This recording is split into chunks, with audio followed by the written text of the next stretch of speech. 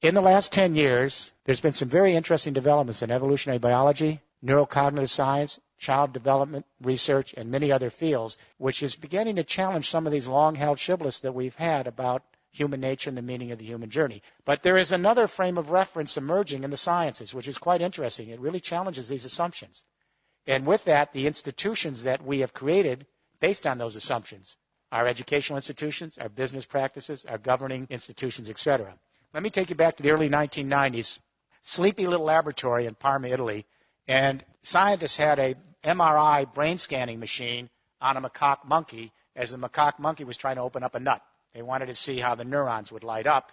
So the monkey's trying to open up the nut, the neurons light up, and just by serendipity, and this is how science sometimes happens, a human being walked into the laboratory. I don't know if it was by mistake, and he was hungry. He saw the nuts and opened up one of the nuts and tried to crack it open.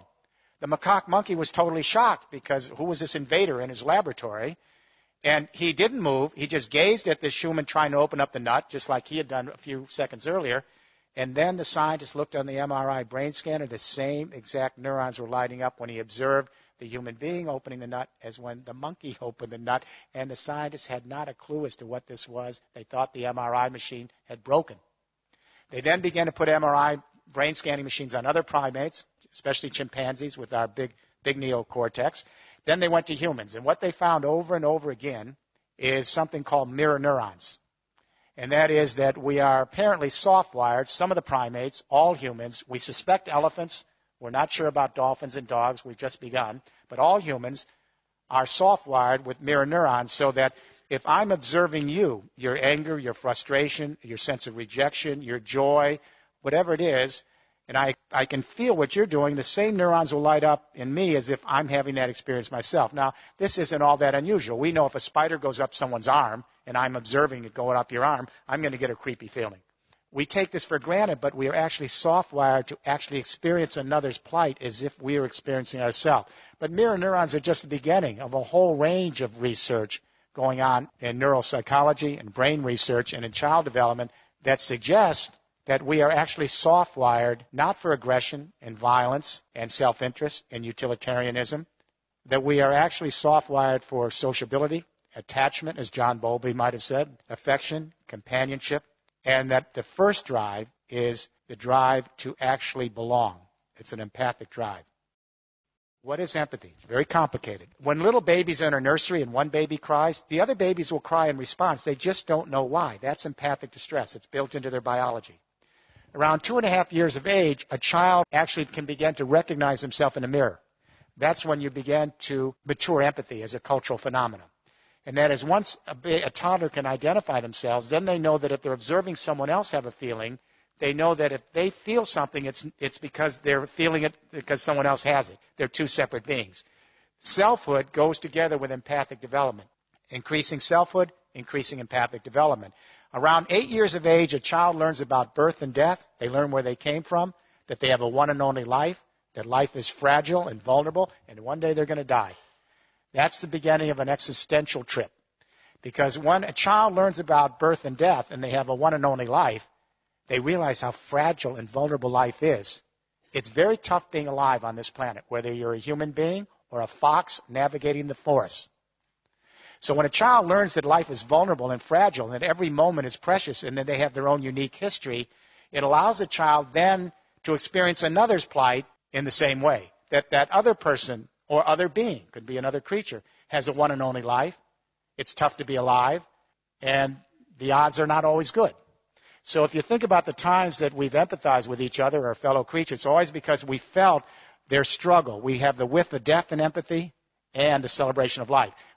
And we show solidarity with our compassion. Empathy is the opposite of utopia. There is no empathy in heaven. I guarantee you, I'll tell you before you get there. There isn't any empathy in heaven because there's no mortality. There's no empathy in utopia because there is no suffering.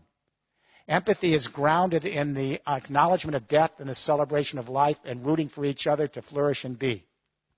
It's based on our frailties and our imperfections.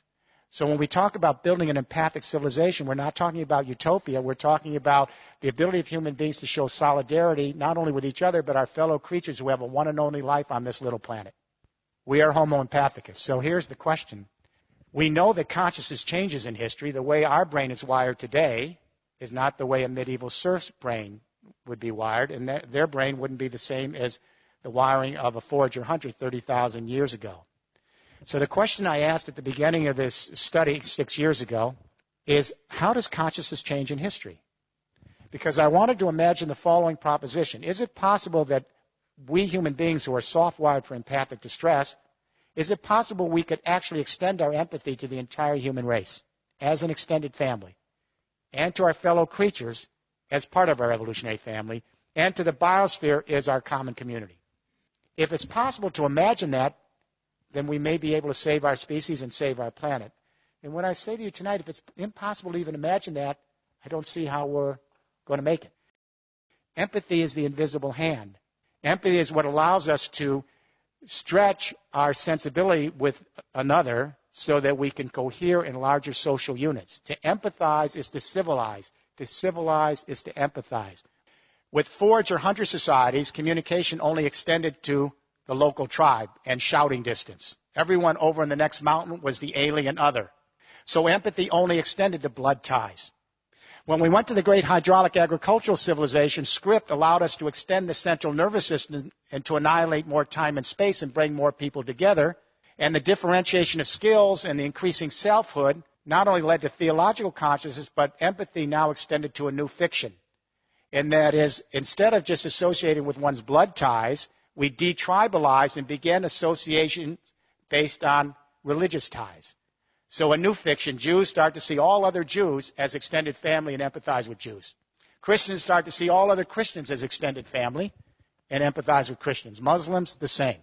When we get to the 19th century, the Industrial Revolution, and we extend markets now to larger areas and create a fiction called the nation state.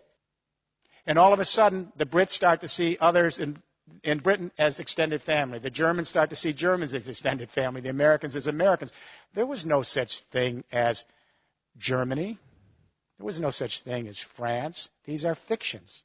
But they allow us to extend our family so that we can have loyalties and identities based on the new complex energy communication revolutions we have that annihilate time and space. But if we have gone from empathy in blood ties to empathy in religious associational ties, to empathy based on national identification, is it really a big stretch to imagine the new technologies allowing us to connect our empathy to the human race writ large in a single biosphere? On what reason would we stop here at the nation-state identity and only have ideological empathy or theological-based empathy or tribal-based blood tie empathy? We have the technology that allows us to extend the central nervous system and to think viscerally as a family, not just intellectually. When that earthquake hit Haiti, and then Chile, but especially Haiti, within an hour the Twitters came out, and within 2 hours some cell phone videos, YouTube, and within 3 hours the entire human race was in an empathic embrace coming to the aid of Haiti. If we were, as the Enlightenment philosophers suggested, in materialistic, self-interested, utilitarian, pleasure-seeking, it couldn't account for the response to Haiti. Apparently, 175,000 years ago in the Rift Valley of Africa, there were about 10,000 anatomically modern human beings walking the grasslands, our ancestors. The geneticists located one database woman. It's a database line. Apparently, her genes passed to everyone in this room tonight. The other ladies didn't make it. Gets even more strange. They located a single male. This is a database line for genetics. They call him the Y chromosome Adam. Apparently, a fairly potent guy. His genes passed to everyone in this room. So here's the news. 6.8 billion people at various stages of consciousness, theological, ideological, psychological, dramaturgical. We're all fighting with each other with different ideas about the world, and guess what? We all came from two people. The Bible got this one right. We could have come from many, but the point is we have to begin thinking as an extended family. We have to broaden our sense of identity. We don't lose the old identities of nationhood and our religious identities, and even our blood ties. But we extend our identity so we can think of the human race as our fellow sojourners and our other creatures here as part of our evolutionary family, and the biosphere as our community. We have to rethink the human narrative. If we are truly homo empathicus, then we need to bring out that core nature. Because if it doesn't come out and it's repressed by our parenting, our educational system, our business practice and government, the secondary drives come. The narcissism, the materialism, the violence, the aggression. If we can have a global debate, let it start here from the British Royal Society for the Arts, which apparently you're doing, to begin rethinking human nature, to bring out our empathic sociability so that we can rethink the institutions of society and prepare the groundwork for an empathic civilization.